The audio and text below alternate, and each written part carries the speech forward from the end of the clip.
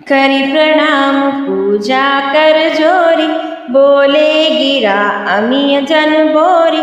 तुम्हारी कृपा सुनहु मुनि राजा, भयऊ आज मैं पूर्ण काज। अब सब विप्र बुलाई गुसाई, देहु धेनु सब भांति बनाई। सुनि गुर करि महिपाल बड़ाई, पुनि पठे मुनि वृंद बोलाई। वामदेव अरु देव ऋषि, वाल्मीकि जाबाले। आए मुनि बर निकर तब, कौशिकादि तपसाली। महाराज दशरथ प्रणाम और पूजन करके हाथ जोड़कर मानो अमृत में डुबोई हुई वाणी अपने गुरु वशिष्ठ से कहते हैं, हे मुनिराज सुनिए, आपकी कृपा से आज मैं पूर्ण काम हो गया हूँ। हे स्वामी, अब सब ब्राह्मणों को बुलाकर उनको सब तरह के गहनों कपड़ों से सजी हुई गायें दान दीजिए। ये सुनकर गुरु जी ने राजा की बड़ाई करके फिर मुनि गणों को बुलावा भेजा। तब वामदेव, देव ऋषि नारद, वाल्मीकि, जाबाली और विश्वामित्र आदि तपस्वी श्रेष्ठ मुनियों के समूह के समूह वहाँ आए। गौदान। हमारे यहाँ हमारे धर्म में गौदान का बड़ा महत्व बताया गया है। महाराज दशरथ के चारों पुत्रों का अभी अभी ब्याह हुआ है, 4 बहुएं नई नई घर में आई हैं, तो वे दान करना चाहते हैं, कुछ पुण्य कमाना चाहते हैं। तो वे अपने गुरु के पास जाते हैं और कहते हैं कि महाराज, गौओं का दान आप अपने हाथों से करिए। तो उनके गुरु उन्हें आशीर्वाद देते हैं और सब ऋषियों को बुला भेजते हैं। दंड प्रणाम सबहि नृप कीन्ह, पूजि सप्रेम बरासन दीन।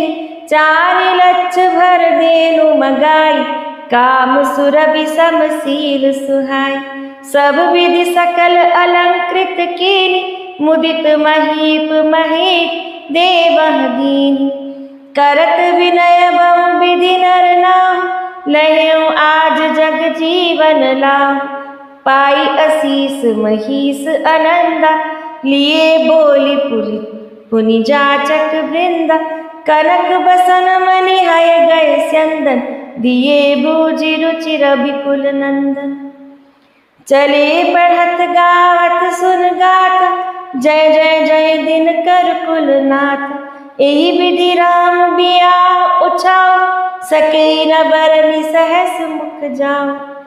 बार बार कौशिक चरण, शीस नाई कहराओ। यह सब सुखी मुन राज तब, कृपा कटाक्ष पराओ। सब ऋषि सब मुनि जब राजा के बुलावे पर, गुरु महाराज के बुलावे पर वहाँ आते हैं, तो राजा सबको दंडवत प्रणाम करते हैं और प्रेम सहित पूजन करके उन्हें उत्तम आसन देते हैं।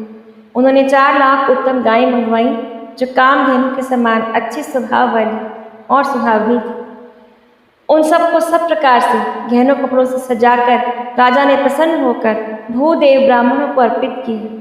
राजा बहुत प्रकार से विनती कर रहे हैं कि जगत में आज ही मैंने जीने का लाभ लिया है, यानी आज का ही दिन है जो जीकर उन्हें लगता है कि उनका जीवन सफल हुआ। आज जो गौदान वे कर रहे हैं, उसे करके वे अपने आप को धन्य समझ रहे हैं। ब्राह्मणों से आशीर्वाद पाकर राजा आनंदित हुए। फिर याचकों के समूहों को उन्होंने बुलवा लिया और सबको उनकी रुचि पूछकर सोना, वस्त्र, मणि, घोड़ा, हाथी और रथ, जिसने जो चाहा सो सूर्यकुल को आनंदित करने वाले दशरथ जी ने उन्हें दिया। वे सब गुणानुवाद गाते और रघुकुल के स्वामी की जय हो, जय हो, जय हो, ऐसे उनकी जय जयकार कहते हुए चले। इस प्रकार श्री रामचंद्र जी के विवाह का उत्सव हुआ। जिनके सहस्र मुख हैं, वे शेष जी भी उसका वर्णन नहीं कर सकते, तो तुलसीदास जी ने वर्णन किया है। और हम जैसे छोटे से लोग जो इस कथा को पढ़ने की विधृष्टता करते हैं, कैसे वर्णन कर सकते हैं।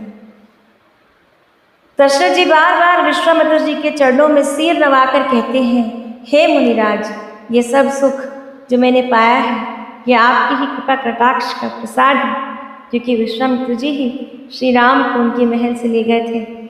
अपने आश्रम में सहायता के लिए, राक्षसों का वध करने के लिए, और फिर जनकपुरी ले आते हैं उन्हें स्वयंवर दिखाने के लिए।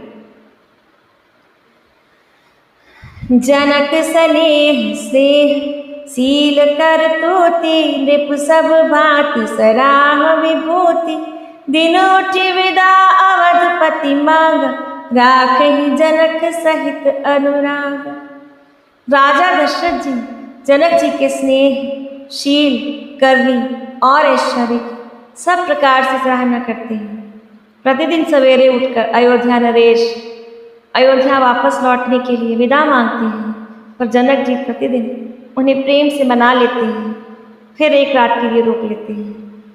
नित नूतन आदर अधिकाई, दिन प्रति सहस भांति पहुनाई, नित नव नगर आनंद उछाव, दशरथ गवन सुहाई न काहू। आदर नित्य बढ़ता जाता है, प्रतिदिन हजारों प्रकार से मेहमान नवाजी होती है, नगर में नित्य नया आनंद और उत्साह रहता है। दशरथ जी का जाना किसी को नहीं सुहाता।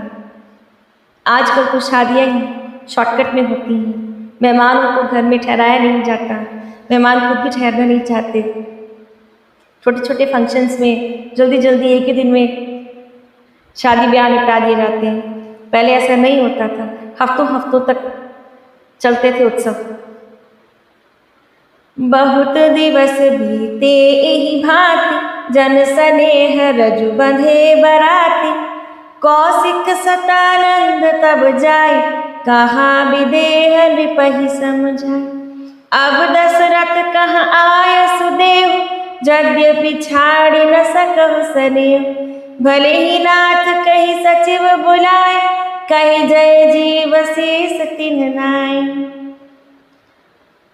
आदर नित्य नया बढ़ता जाता है, प्रतिदिन हजारों प्रकार से मेहमान नवाजी हो रही है, नगर में नित्य नया आनंद और उत्साह रहता है। दशरथ जी का जाना किसी को सुहाता नहीं। इस प्रकार बहुत दिन बीत गए, मानो बाराती स्नेह की रस्सी से बंध गए हैं। तब विश्वामित्र और शतानंद जी ने जाकर जनक जी को समझाया, यद्यपि आप स्नेहवश उन्हें छोड़ना नहीं चाहते, तो भी आप दशरथ जी को आज्ञा दीजिए। हे नाथ, बहुत अच्छा कहकर जनक जी अपने मंत्रियों को बुलवाते हैं और वे आते हैं और जय जीव कहकर उन्हें माथा नवाते हैं, प्रणाम करते हैं। अवधनाथ चाहत चलन, भीतर करहु जना, भय प्रेम वश सचिव सुन, विप्र सभासद राम। जनक जी अपने मंत्रियों को बुलाकर उन्हें सूचना देते हैं कि अयोध्या नाथ आप चलना चाहते हैं, भीतर रनिवास में जाकर ये खबर दे दो। अब कहिए, रनिवास में जब ये खबर दी जाएगी कि बेटियों की अब विदाई होने वाली है, तो कैसी भावनाएं और कैसा प्रेम उमड़ पड़ेगी। ये सुनकर मंत्री, ब्राह्मण, सभासद और राजा जनक भी प्रेम के वश हुए। पुरवासी सुनि चली ही बरात, बूझत बिकल परस्पर बात, सत्य गवन सुनि सब बिल खाने, मनहु साँझ सर सिज सकुचान। जनकपुर के लोगों ने सुना कि अब बारात की विदाई होने वाली है। वे व्याकुल होकर एक दूसरे से ये बात पूछते हैं कि क्या ये बात सच है कि सचमुच वे लोग जा रहे हैं। ये सुनकर सब ऐसे उदास हो गए मानो संध्या के समय कमल से कुचा गए हैं। जहाँ जहाँ आवत बसे बराती, तहाँ तहाँ सिद्ध चला बहु भांति, विविध भांति मेवा पकवान, भोजन साजन जाई बखान। आते समय जहाँ जहाँ बाराती ठहरे थे, वहाँ वहाँ बहुत प्रकार का रसोई का सामान भेजा गया। अनेकों प्रकार के मेवे, पकवान और भोजन की सामग्री जो बखान नहीं की जा सकती। भरी भरी बस अपार कहार, पठई जनक अनेक सुसार, तुरग लाख रथ सहस 25 सकल सवार।